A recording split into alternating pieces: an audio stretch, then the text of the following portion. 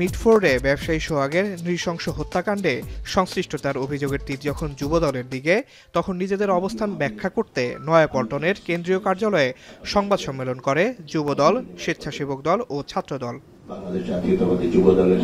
সংবাদ সম্মেলনে যুবদল সভাপতি আব্দুল মুনাইম মুন্না অভিযোগ করেন, দেশকে অস্থিতিশীল করতে সরকারের ছত্রছায়ায় তৎপর একটি মহল।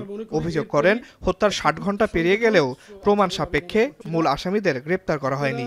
বর্তমানে প্রশাসনিক ব্যর্থতার কারণে দেশের আইন শৃঙ্খলা পরিস্থিতি বিপর্যস্ত। একটি সুযোগ সন্ধানী বিশেষ গোষ্ঠী রাজনৈতিক উদ্দেশ্য প্রণোদিত সিলেক্টিভ প্রতিবাদ করে বিএনপি এবং তার অঙ্গ সহযোগী সংগঠনের বিরুদ্ধে উস্কানিমূলক কর্মকাণ্ড এবং তীব্র কুরুচিপূর্ণ বক্তব্য বিবৃতি দেওয়া শুরু করেছে।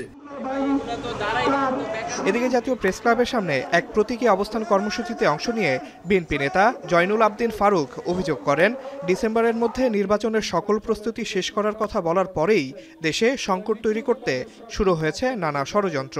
ডিসেম্বরের মধ্যে নির্বাচনের প্রস্তুতি নিতে বলে দিলেন, তখন এই হত্যাকাণ্ড, তখন এই বিব্রত অবস্থা। বাংলাদেশে আজকে বিরাজমান সংকট তৈরি করার জন্য নানা ষড়যন্ত্র শুরু হয়েছে প্রধান উপদেষ্টা মহোদয়। রাজধানীর উত্তরায় এক অনুষ্ঠানে দলের সিনিয়র যুগ্ম মহাসচিব রুহুল কবির রিজভী অভিযোগ করেন, বিএনপির বিরুদ্ধে অপপ্রচারে লিপ্ত কিছু রাজনৈতিক দল। বলেন, সুশাসন প্রতিষ্ঠায় সমাজে কোনো দুষ্কৃতিকারী ও সন্ত্রাসী থাকলে তাদের বিরুদ্ধে ব্যবস্থা নিতে হবে। সুশাসন প্রতিষ্ঠিত করতে হলে সমাজে কোনো দুষ্কৃতিকারী এবং দলের মধ্যে যদি কোনো সন্ত্রাসী থাকে তাহলে তার বিরুদ্ধে ব্যবস্থা নিতে হবে। অপরাধ করেছে তার বিচার হবে, তাকে গ্রেফতার করেছে, এটাই তো আইনের শাসন। কিন্তু ওই দুই একটি রাজনৈতিক দল আপনারা মিছিল করে, আপনারা বিএনপির উপর চাপানোর চেষ্টা করেন।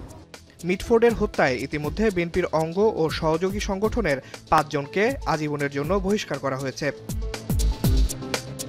আসিফ ইকবাল খান, এখন, ঢাকা।